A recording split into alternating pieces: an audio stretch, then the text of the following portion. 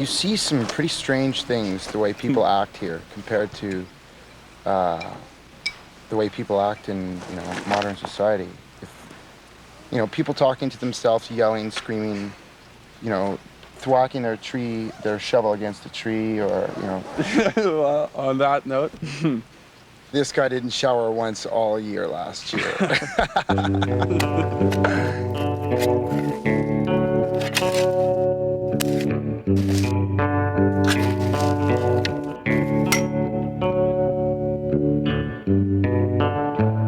All I knew about it before I came was to meet at the Queensway Motel at, 11:30. That was the only thing I knew.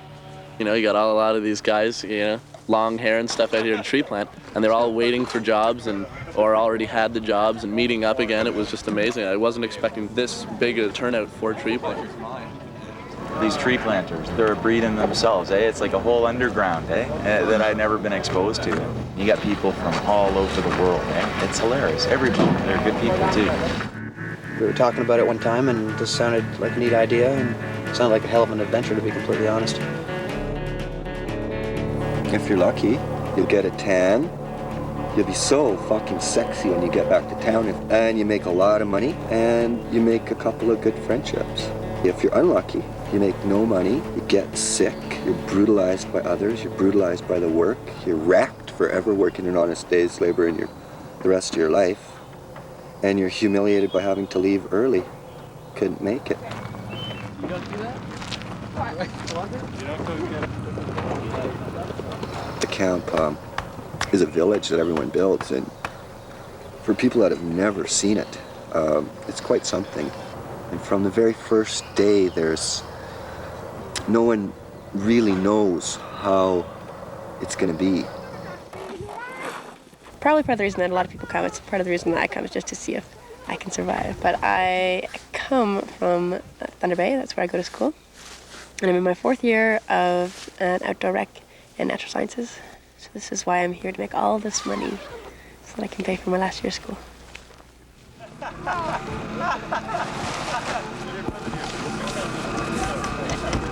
I've never been out west before, and I thought I'd come out here, just to see it, the part of the country that I've never been to, and to make money as I did it, Small area, eh?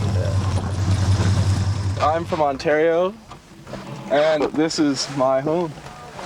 As you can see, it's in a little bit of disrepair, but got the crates lined up. This bed that always falls apart. This is the couch that my boss sleeps on every night. The alternator is screwed, tires are bald. She's still kicking though. We have this thing, it's called Tent City. We, just a gang of us, just group up and set up tarps. It's enclosed, so all the body heat stays in. And when you get in the city, it's like 5 degrees warmer. It's like our small community. We see each other every morning, and we party and just have fun in the city. My first year was the hardest. I was like kind of the rookie loner, so not the rookie loner, but I mean I didn't have very many friends as compared to now, and I think that that was good for me, was to get away from the norm and to experience something for myself. You just zip her up like so, going like this. I really came up here to get away and do some hard work and clean myself out from all that downtown pollution and everything else, and so that's how I got up here. Wishing I knew what to do. I love and wanna be with you. Oh Lord, how my life go on, just like this never-ending song. The beginning of a season is really interesting because you really have this kind of random collection of humanity. And when we're so bombarded with information and action, to be suddenly removed from that, and the only action really is between people. They get an opportunity to be a new book. They crack the book on the first day, and they can construct whatever personality they want. If they get to it, you can rise as far as you want. You can be a community leader. You can be a an inspiration. You can be a humorist. You can be a philosopher. You can be a nurse. You can be a tender. You can be just about anything you want to be.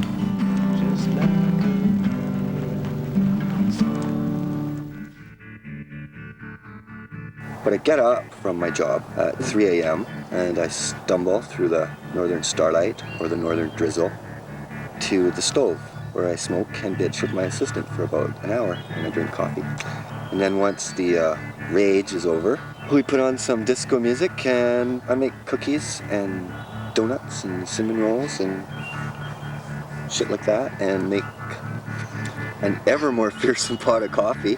Then at 6 a.m.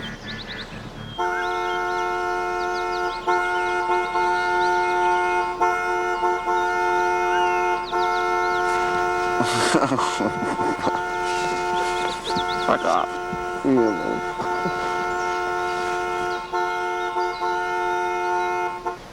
And then they all get up and they need you. They need food. And they only have an hour before they're chained at the foot, put in the trucks and driven to their doom.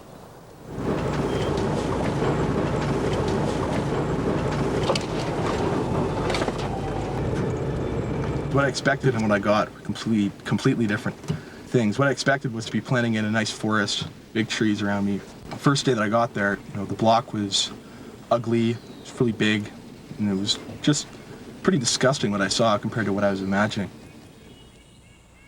Clothing obviously is optional. If you want to plant in the nude, you can, but the main stuff right here. Boots, shovel, the bags, this bundle of trees here are my children. You come along, you look for a spot off your last tree, and you screef. You then cut a hole into the ground, opening the hole up. You then pull out of your grab bag, and like that, and then kick forward. Tight. That's what you're looking for. All right, so I'm coming along, and I'm looking for a spot to plant. I've got to use one of my eyes to follow the tree, and the other eye to look ahead for the next spot along the same line. I see the spot, I look for a suitable location, bingo. And the sooner and the quicker and the faster you develop that eye, the more able you are as the season progresses to increase your speed. If you never learn how to follow it and you're walking around like this the whole season, and you don't know where you've come from, and you don't know where your land is or where you're going with it,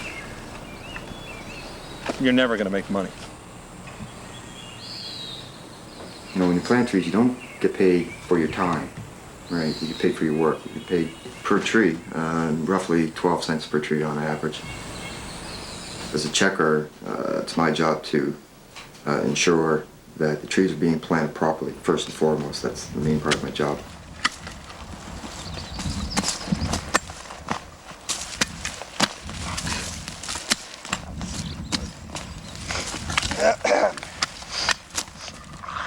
Probably the majority of planters now come from universities, and university students are a very large and very willing labor force, and to some extent they're desperate. So these larger companies are free to go to the universities where the labor force is big, where the competition among the potential employees is high, and therefore the financial expectations are a little bit lower and higher there. So they can pay them less, they can hire more of them, and they can get more trees planted. As a rookie, hardest thing was learning how to plant well so as to make money. I think I probably netted 20 bucks my first day. 20 bucks a day for the first week. Made 100 bucks, took it out as an advance, made no money the first week. For the first couple of days, they'll put in a couple hundred trees and then they'll have to replant them because they're going to make mistakes. And if they have to redo it, well, that's time that they're not going to be earning money by planting more trees. So it's essentially lost time and lost money. So any day that they don't work, they still pay camp costs. They have to pay the company $25 a day just to be there, just to be in camp, to eat, to use the showers, whatever. Number 5 is also leaning. Well, So already this plot's failed. And this person would have to replant this entire area. Whatever he or she has done in here. Hugo and I plant together, and all day we, at least once a day we say, my gosh, I'm so glad I'm not a rookie anymore.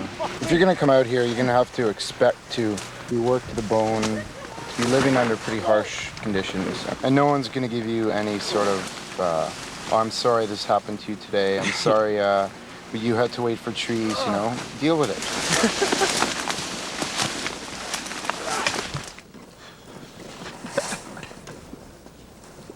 Tomorrow night around 4:30, we're at the bar watching the hockey game, getting drunk and really obnoxious. 18 bundles. You'll appreciate moments like this. Moments that bonded you all together. Okay. 1, 2, 3. Fuck! Tonight's our last night here. We have very dirty bodies and lots of intentions of having a shower as soon as we get into town. It hasn't been a nightmare as described by so many. It's actually hard work, and I'm used to it. So I hopefully the bugs won't get me, and I'll hang in. Yeah. Invasion of the tree planters. Yeah, you should see this paper we saw. It said invasion of the tree planters, like the barbarians have arrived or something like that. Something about neo-socialist hippies. Yeah. Involved only in drugs and orgies in the woods. Tonight I hope we don't get into any fights or anything. That would suck. Because apparently the locals don't like us too much, so they'll be out for blood or something.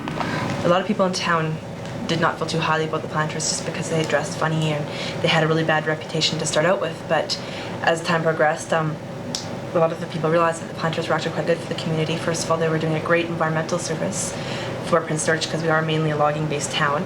At the beginning, a lot of the stores didn't like them coming in just because of the way they were dressed, but now they have signs. You'll be able to see most of the stores saying tree planter friendly, encouraging the planters to come, saying that they like the planters in their area and they're in favor for them. No tree planters. What? No tree planters allowed. Oh my God. No tree planters allowed. What? We're not planters, yeah. Tree planters are people too. We've been denied access to a hotel.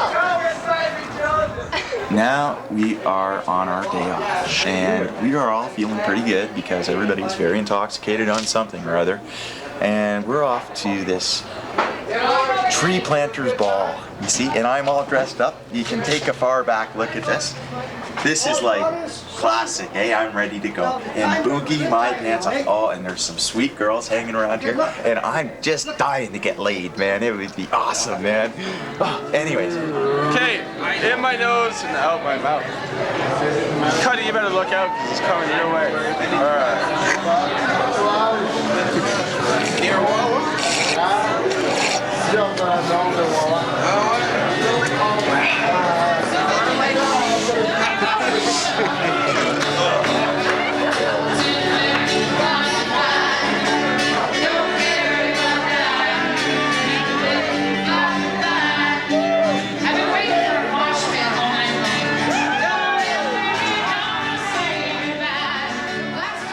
And I was dancing, jumping around, I was feeling pretty good, and I bumped into some guy, and he pushed me, and I basically, I guess, said something along the lines of chill out or calm down, whatever, and next thing I know, I'm in a fight. You only got 2 arms to block yourself. Yeah. Oh, I know. I went turtle right away when there was 3, because I grabbed the one guy, punched him, and then it was just like me in headlock.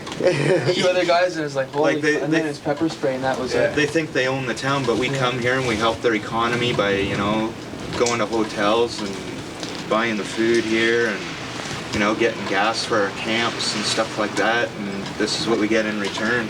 Yeah. We never, we don't look for it. We invite them back to my hometown.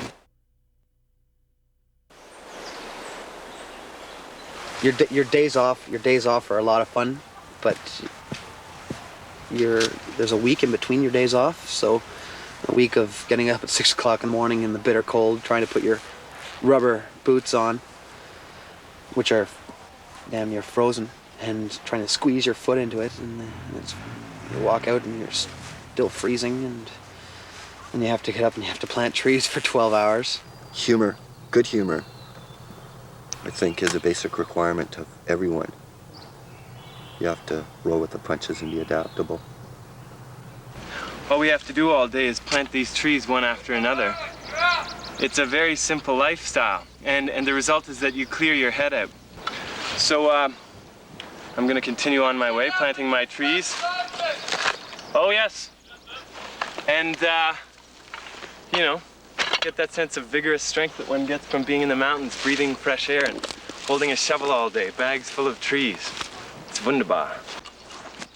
You have to be very self-motivated. So, you know, when you wake up in the morning, it's all up to you to make sure that you're going to plant the trees and you're going to plant them well, and plant a lot of them, because if you had no motivation, you could wake up every morning and talk yourself out of planting trees. It's not the best job in the world. It's probably one of the worst jobs in the world.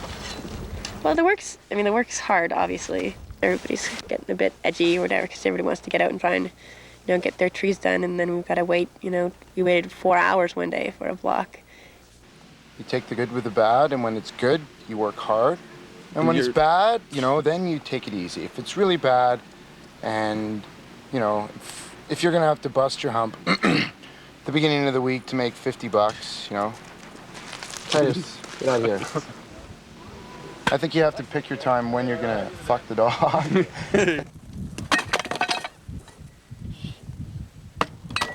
There'll have to be a coming together of the group if there's to be some kind of cohesion for the entire season. And that can happen on a day off in town, dancing. It can happen around the fire. It can happen just through chemistry and magic.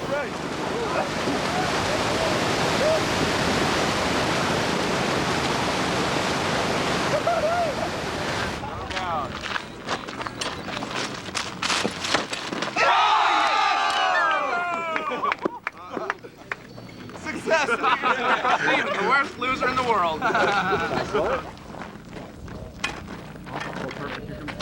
Backwards style.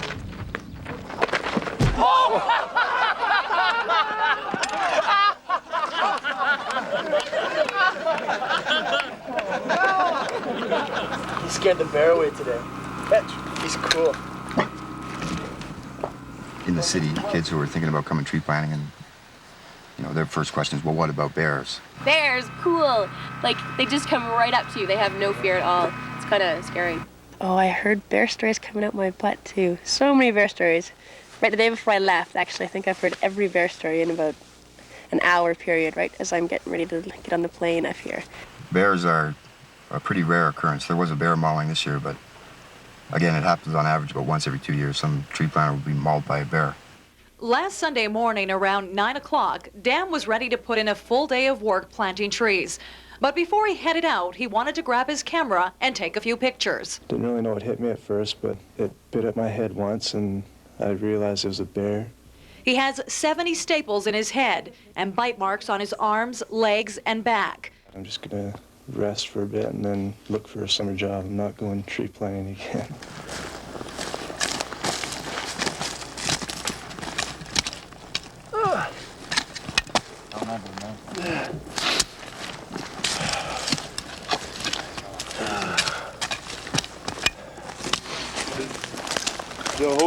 If I could, I surely would stand on the water that Jesus stood singing, oh boy.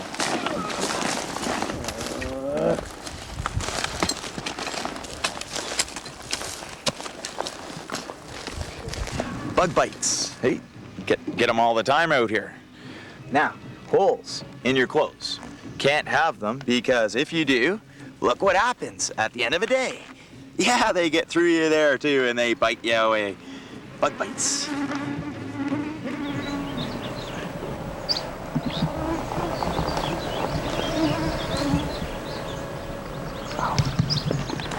Bite right through this paper thin.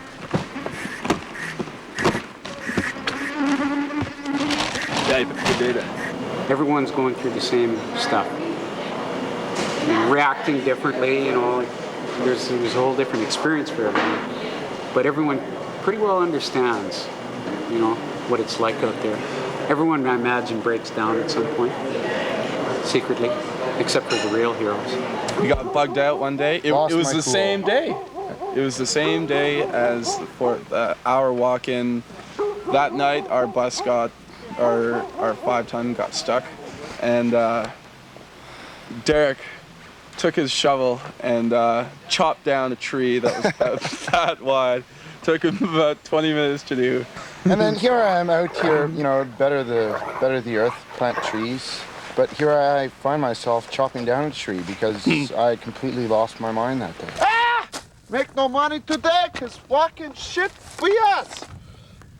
Who gonna pay? Crawford not gonna pay. MOF not gonna pay. I don't love my job. I hate it. It's hot.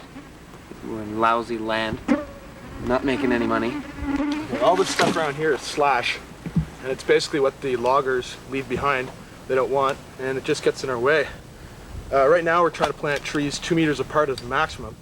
So there's no way that we can go around the slash. We've got to go through it, over it, under it. Basically just annoys the hell out of you because you can't avoid it. You've got to climb into stuff, get branches in the eyes, get caught up on sticks. Basically just makes you slower and makes you more angry quicker. So basically what it all comes down to is this kind of stuff just makes me angry and makes me wish I wasn't planning anymore. And that's all I've got to say about that. So I really don't feel like planning anymore. There's kids that come out here, and they could be on this block for days, you know, and they might look around once or twice and say it's nice, you know, it's nice. And you wonder if that's because they spent their whole childhood watching television. You know, their imaginations are failing, and they don't have the words to actually describe it.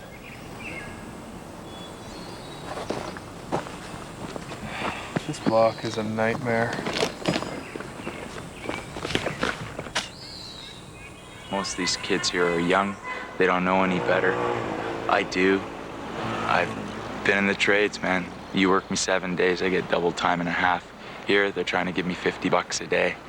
And that's plus camp costs, which is 25. We don't ask for much. As a result, the foremans, they become very defensive because they don't want to have to accept the responsibility. And as a result, I've almost punched out my foreman twice. Everyone's fatigued, everyone's tired, and everyone's a lot less polite and decent by the end of the year to one another. They're ready to snap in a second. So there's two ways of dealing with it. You either really make a concerted effort to be a lot more decent to one another, or you take it out. I got sick the other day, and a bunch of people did too, and it's because of the food. Probably a good 3 hours, 4 hours. It was just heaving until there was nothing left except water. We did, 3 of us got packed up and went to the hospital. They took blood tests and stool tests, then decided to put us on IVs to rehydrate us, and they got the results back and told us we had food poisoning. I'm a public health inspector. I work with the Ministry of Health, the Government of British Columbia. I'm visiting this tree planting camp today under mandate I have under the Health Act. People in the camp reported a number of people ill with appears at this point to be upper tract gastroenteric complaints. And we're looking in terms of food, water as possible sources which might explain these illnesses. Although the tree planters are here to work out on their blocks and to plant the seedlings, the camp is also a very important focus of their lives. This is really where they go at the end of the day. And there's a number of conditions in the camp which bear on their well-being and their happiness and the success of the project. Yeah. Hilarious. Okay. I think the dope smoking aspect of it is, it's like it's an escape, as in from the dull, dreary, monotonous, every day going out there and just something to change, alter your reality for a little while. Sorry, dinner's late because we were too high to make it.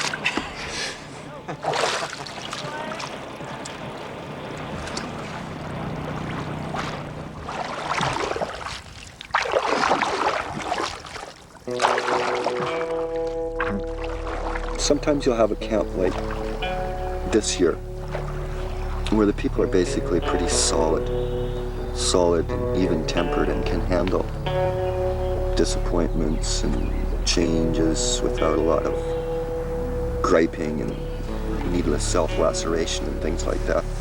And that's good.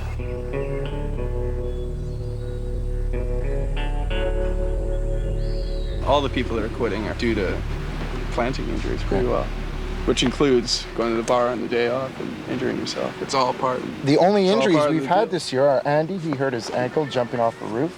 Yeah. Steph broke her arm doing a flip on the dance floor, and she's really upset to leave as well.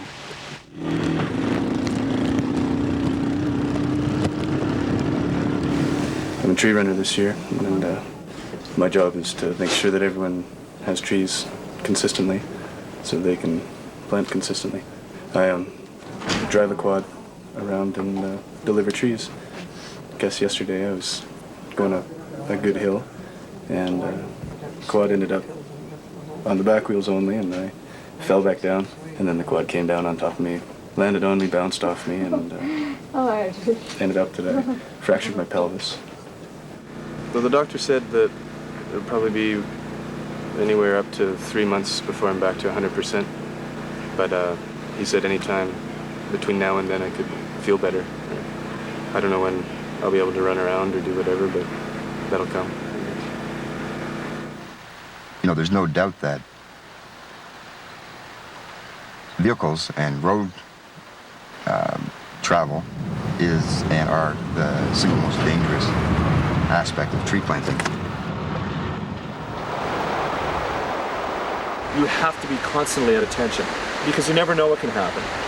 And a somber reminder of this is this bridge, because on this bridge in 1990, the river rose the whole way up and it just wiped the bridge out.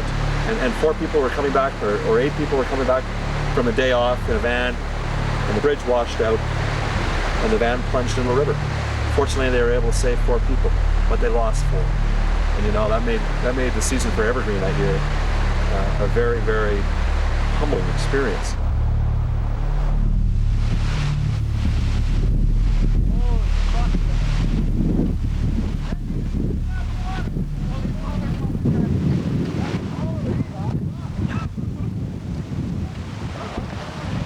Come on, David!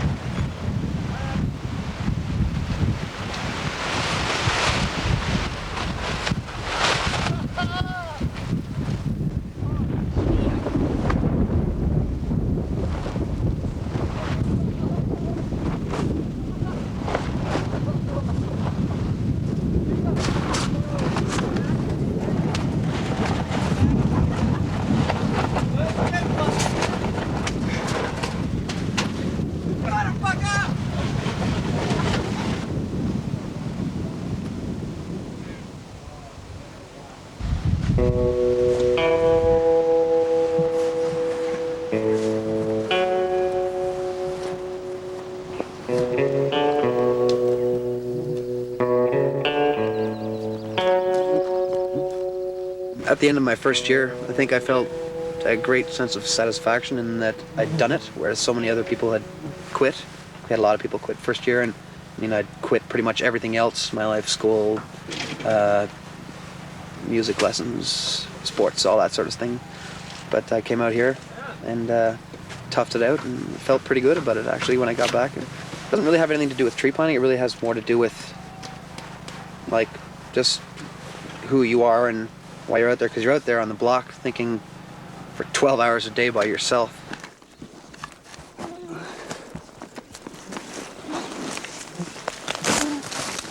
Everyone looks forward to the end. You know, I mean, it is an accomplishment to finish this job. It's not for everybody.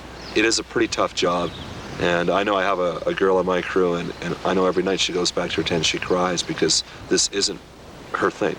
And she just doesn't want to quit because she realizes what an accomplishment it will be to last. So for her, you know, it's a real big deal. And even we're at the stage now in the season where, you know, veteran planners and foremen have made over $5-6 grand. You know, we've worked about 28 to 30 days. So they've made their money. And whatever happens now is sort of a bonus, and they just sort of want to get on with things, you know what I mean? And as it tends to lag and drag on, it tends to get more and more frustrating. Well, the average first-year planter is probably earning around $70, $75 gross at the middle of the season per day. You subtract from that their camp cost, $25. every day. Taxes, if they're paying taxes, track that. Track the CPP and UIC. So in fact, once their deductions come into effect, they're really only making about $25 a day. For what they're putting up with, that's not very much money. Come on, you son. We're in. We're in.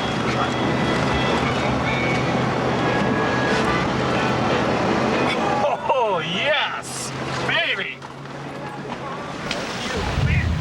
So today I was going for a nice early morning Sunday drive up the side of a cut bank, accidentally of course. And the brakes went out on my truck and now I'm beside the Bourbon moving 14 people with no truck. The end result is I'm gonna get yelled at and I'm really looking forward to that because damn it if I haven't fucked up all season long.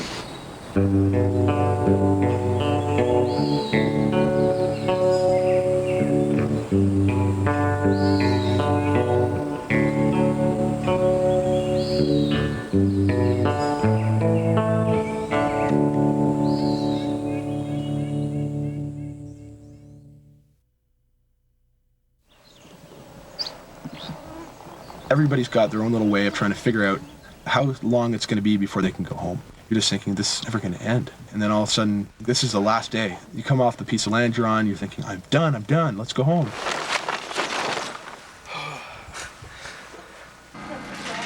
You guys up for it?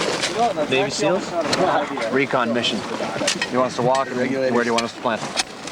Well, walking quite a ways. I know it's shitty ground. But let's just do it and get done. How many trees exactly? Cover the ground. We want to finish the land. We've got plenty of trees, more than enough.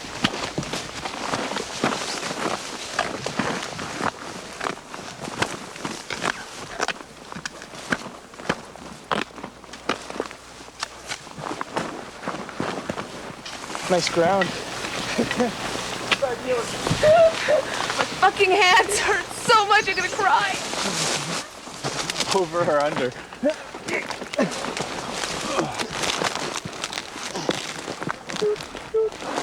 Oh yeah! Go out, crawl into the bushes.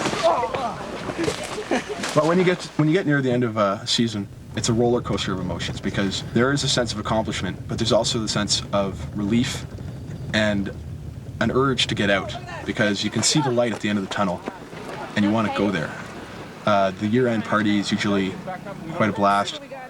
With this company anyways, he buys beer for the company and we have a big in-camp party because God knows what would happen if we all went into town. We need the bear! We're gonna sing it! We're singing the national anthem! Oh, Canada! Our home and native land! True patriotism in all accents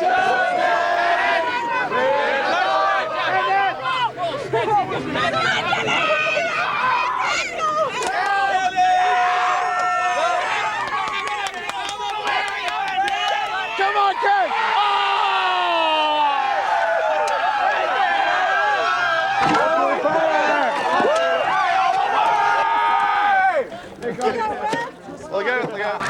I just don't want Bob chasing me all night, and no one's gonna stick up for me. And and it's just I might as well just give myself up. Oh, no!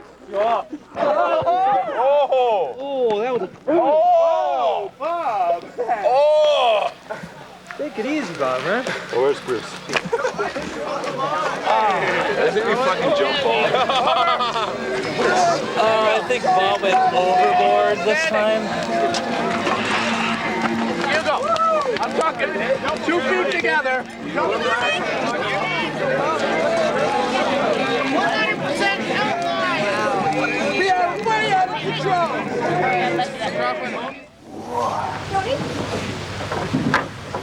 That's after you get your money though. I'll get my money, man. No worries. Or did I wet myself again? Are you drinking with me, Jesus? Would you pour another beer? Would you bless me with your warmness, or did I wet myself again. The party was a lot like an emotional release. It got a little out of hand at times. No one drove because we weren't allowed to, but it definitely got out of hand, and it was good. That's what we needed to have. A little time where we could go crazy by ourselves before we go back into town and have to be civilized again, because last night was definitely not civilized. The fun's over, and everyone just wants to get out of here and go home. It was a good season, made not a lot of money, but enough money, you know, and made some good friends, had a good time. Kind of tired of it now, though. Kind of looking forward to getting home, having a relaxing time. Tree planting really is, first off, it's the hardest job in Canada. It's tied with the pipelines. They were the best of times, they were the worst of times, is essentially what it is. We have a big show. Oh my God, I'm loving it. The whole show was completely rocked from day one. We got 2 weeks, we got burned totally. Nobody made money, but we worked our asses off. You know, like, what's that? I've never done that before for anybody. You know, I've never worked like that. Like, I've been in trades 14 years. I've never worked like that for that low amount of money. What gives, eh? And nobody comes back to you and says, hey, look, man, like, really sorry, or accepts any of the responsibility. They all put it on you, you know? And it's like, that's crap too, you know? Hey, you want to fuck me, do it with a smile, you know? That's what I got to say. That's it.